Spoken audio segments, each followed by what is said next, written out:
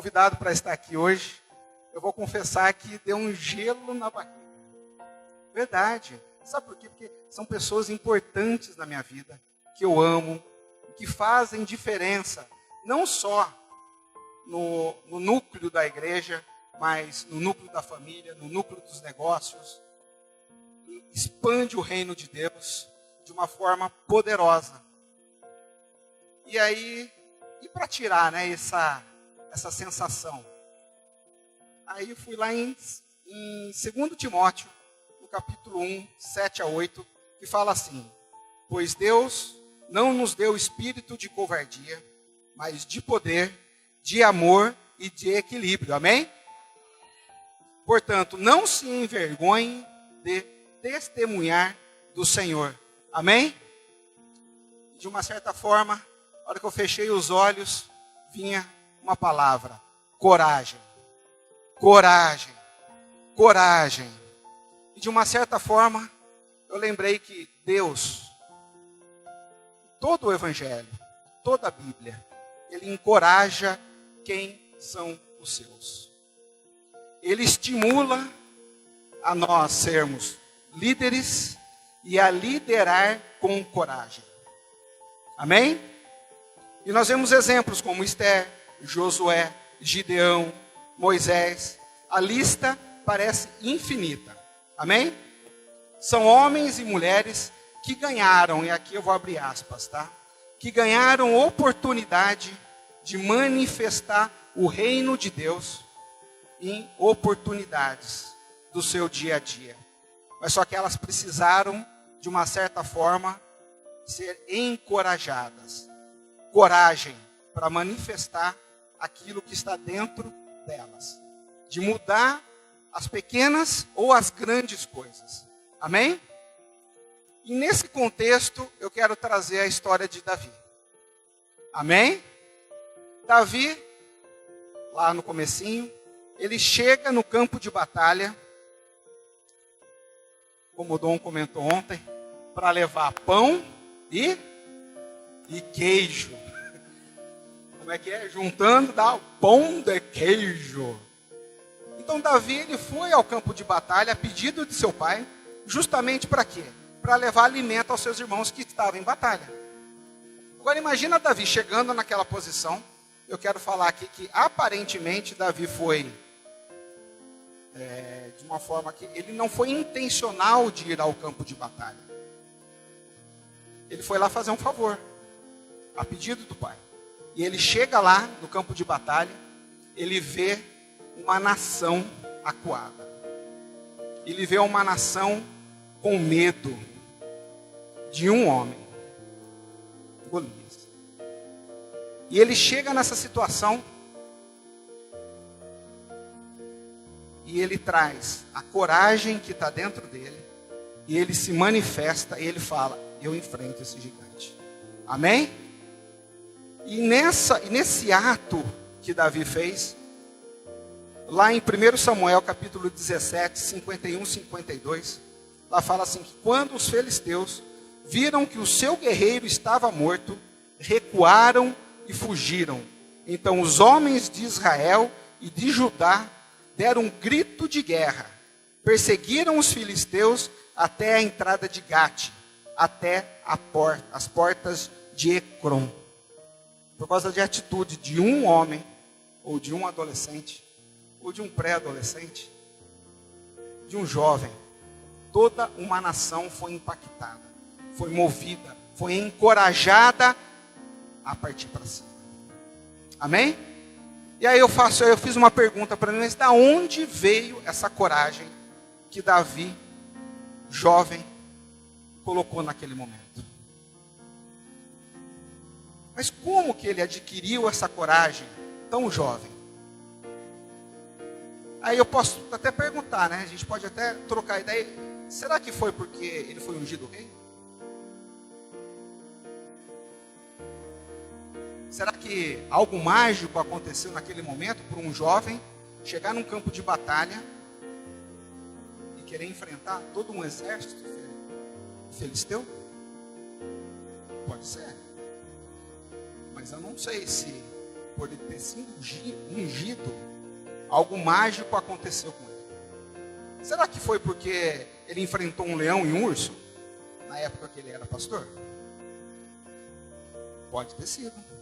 Se a gente for somar essas ações, naturalmente falando, de Davi, com certeza pode ter sido potencial, pode ter sido algo que catalisou a coragem de Davi naquele momento. Amém? Mas aqui eu quero trazer um outro ponto que nós estamos esquecendo. Como que Davi era conhecido além de sua coragem? Segundo, um coração de Deus. Davi estava disponível. Davi era uma terra fértil. Davi, ele era um servo fiel e responsável. Amém? E é interessante que o coração de Davi que gerou a coragem que ele tinha, que ele precisou ter naquele momento. E para a gente começar a entender como que funciona ter um coração conforme o coração de Deus, a gente precisa começar a olhar um pouco para Davi, olhar suas atitudes. Deus o colocou nessa posição. Por que Deus fala isso de Davi? E aí, eu vou lá em 2 Samuel, no capítulo 12. Aqui a gente começa a entender alguns dos processos que Davi passou na sua vida. Lá o capítulo 12 começa assim: e o Senhor enviou a Davi o profeta Natã. Eu não vou discorrer todo o capítulo, mas depois eu gostaria muito que você fosse lá e lesse esse capítulo por completo. Lá fala que o profeta Natã procura Davi. Ele começa a contar uma história de uma pessoa pobre, de um pastor rico e suas ovelhas. Amém?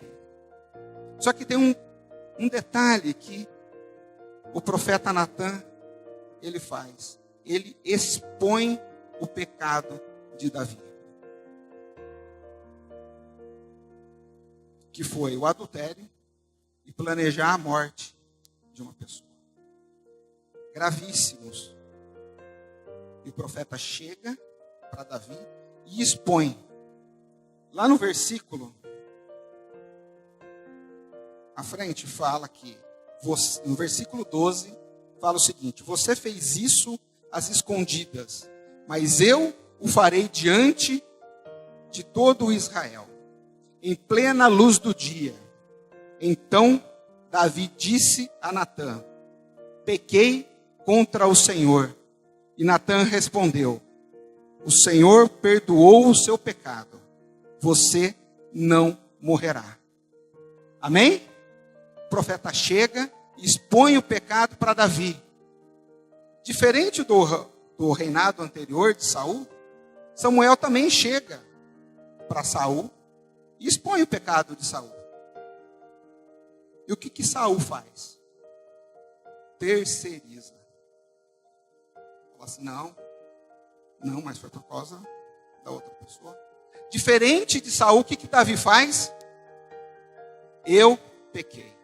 Assume, traz a responsabilidade para si. Ele fala: eu falhei contigo, Senhor. Isso mostra o quê? Um coração extremamente arrependido. Porque logo depois, o profeta fala: Deus te perdoou. Mas espera aí, Davi só falou assim: Senhor, eu pequei. Só que Deus estava olhando o coração de Davi. Ele viu que realmente Davi se arrependeu. E aí? Eu pergunto para mim,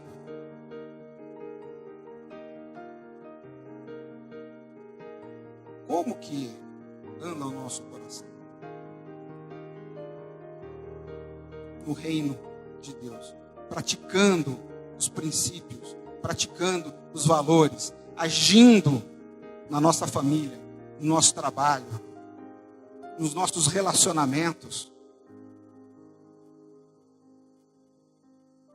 Que características o coração de Davi pode nos mostrar, nos exemplificar? Que exemplos nós podemos ter do coração de Davi? E aí eu comecei a observar algumas atitudes de Davi. Primeiro, ele tinha um coração de servo. Davi nunca se queixou do trabalho árduo e difícil do pastoreio. Amém? Mesmo quando ele foi ungido rei, ele não hesitou em voltar para o pastoreio das ovelhas.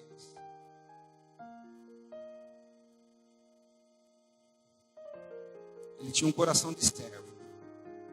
Ele fazia realmente a vontade de Deus. Segundo, humildade. Davi era um homem humilde, que reconhece as suas limitações e sempre atribuiu todas as suas vitórias a Deus, seja elas quais forem. Amém? Terceiro, sinceridade. Davi tinha um entendimento que todas as coisas estão diante do Senhor.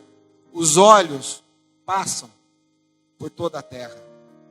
Tudo o que nela há é do Senhor. E Davi tinha isso interno, interiorizado. Ele praticava isso. Ele vivia isso todos os dias. Amém? Dependência de Deus. Davi dependia do Senhor em todos os momentos e em todas as circunstâncias. O maior desejo de Davi era conhecer os caminhos de Deus. Não só para ele, mas para toda uma nação. Coragem, nós já comentamos. Coragem é incontestável em Davi. Matou um leão, urso, Golias, motivou toda uma nação a partir para cima dos filisteus. Porque ele tinha fé. Ele acreditava. Porque a primeira coisa que ele faz no campo de batalha, eu vou contra ti em nome do Senhor. Ele não coloca aqui em nome do rei, em nome de Israel, ou em nome de qualquer, ou em nome dele mesmo. Ele vai em nome do Senhor. É um processo difícil de sair de um pastor de ovelhas a ser rei. A ir para um reinado. Não é simplesmente saber administrar. Não é simplesmente saber de finanças. Saber para onde vai os recursos. Para onde que a nação está precisando dos recursos. Mas ele precisa ter um coração segundo o coração de Deus. Amém? E o último ponto que eu coloquei é justamente o arrependimento. Davi se arrepende profundamente. Ele não transfere a responsabilidade. Mesmo direta ou indireta. Ele assume a responsabilidade. Ele identifica as falhas. E é isso que faz alguns pontos que eu levantei aqui. Para que Deus fale que Davi tinha um coração segundo o coração de Deus. Amém? Eu gostaria que vocês ficassem de pé. Eu gostaria de chamar a equipe de louvor. E nessa manhã é isso que eu quero orar. O desejo do meu coração é justamente esse. Que o nosso coração realmente esteja disponível. Que o nosso coração seja servo